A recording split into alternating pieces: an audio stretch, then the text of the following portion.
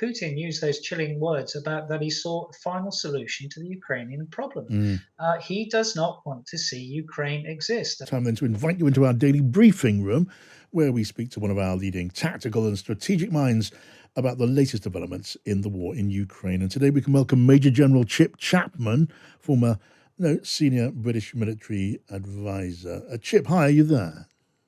Good evening, John. Good to have you there, Chip. Now, there was talk, wasn't there, early on in the course of the Russian invasion, that part of the Russian plan was to move into areas to command the Donbass region where the fighting is fierce now, and then seek to cement its hold on the territory by staging a referendum, which would be widely seen as a sham with no real legitimacy. But given the way the Ukrainian forces have advanced and into that region, would such a thing be possible now? Well, it's a sham, but it's possible from the Russian perspective because anything's possible. And I think the real key thing today is a number of measures which have been placed before and apparently voted on in the Duma, which seem to suggest three things. The first one, that there will be a number of referenda over the period 23rd to 27th of September, which seems absolutely amazing given that today is the 20th. That's why they will be sham. The second one is that they've introduced the concepts of mobilisation and martial law. That is to both deal with the internal dissent, because the nature of the war internally has changed given the events that occurred in Kharkiv in the last 10 days, and to bolster their forces externally with mobilisation.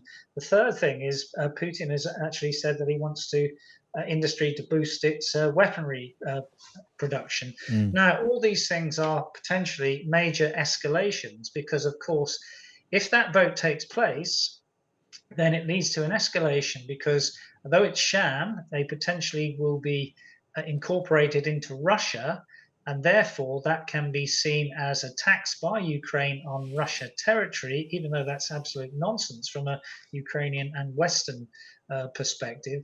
And therefore it puts the West again and Ukraine, probably the West less than Ukraine, on the horns of a dilemma of what do they do, because this could be seen as an escalation. And we've seen this already in terms of, again, the sort of propagandist in chief Medvedev talking about the use of nuclear weapons if Russian territory, Luhansk and Donetsk in particular, were to be incorporated into Russia. So it's potentially a dangerous situation. Now, the other way of looking at this is it could be a diplomatic negotiating paradox. The negotiating paradox in war is that you often escalate to de-escalate. And as I've said a number of times, wars are fought for political objectives. It's just whose rules will apply and who gets to decide. Just take me through that concept of escalating for the sake of de-escalation. Well, you escalate in terms of either weaponry or targets or geography, so that you get the other side to a negotiating position. And of course, you have a spectrum within that. Most people talk about ceasefires, but of course, you've got a truce, which we've seen used in limited ways in terms of, for example, getting fighters out of Mariupol. You have a ceasefire, which is only for limited things, and you have an armistice, which permanently stops the war. The key difference here, though, in the ultimate denouement of this war is there is a difference between conflict termination, the end of a war by a ceasefire or by an armistice, and conflict resolution. Given what's gone on with the moral injury of the Russians with their genocidal army in sort of Irpin, Bucha, and the events of Izium last week, it's very difficult to see how you get to conflict resolution, particularly when you have probably $150 billion worth of damage done to the infrastructure of Ukraine, which someone needs to pay for. And of course, if you're from the West, you would say that has to be from the 600 billion, which is currently frozen in either New York or Frankfurt. What is it that leads to and stimulates and drives these atrocities that we're seeing more and more evidence of every day?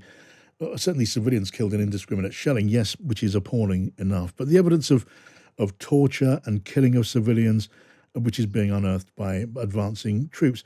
What is it that leads to that? I know it's one of your concerns that we're seeing, as well as a deterioration of Russian morale in the Russian military. We're seeing a deterioration of moral considerations. Well, I don't think the Russians had much to begin with. And to quote Solzhenitsyn, unlimited power in the hands of limited people always leads to cruelty.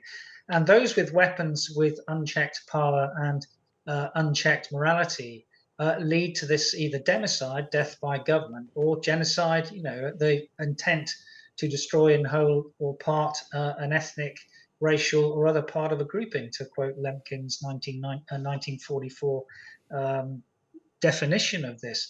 And that is the problem. And most people seem to have forgotten that it was on the 26th of February that Putin used those chilling words about that he saw a final solution to the Ukrainian problem. Mm. He does not want to see Ukraine exist. And that's why we need to support Ukraine, because this is a just war from a Western perspective, and a morally, ethically, and empathetically compromised country. And for those reasons alone, we need to support Ukraine as much as for the pragmatic reasons that this is a revanchist state which may not stop. All right. Good to talk to you. Chip Chapman, Major General Chip Chapman there, guiding us through his latest thoughts on the war in Ukraine in our daily briefing room.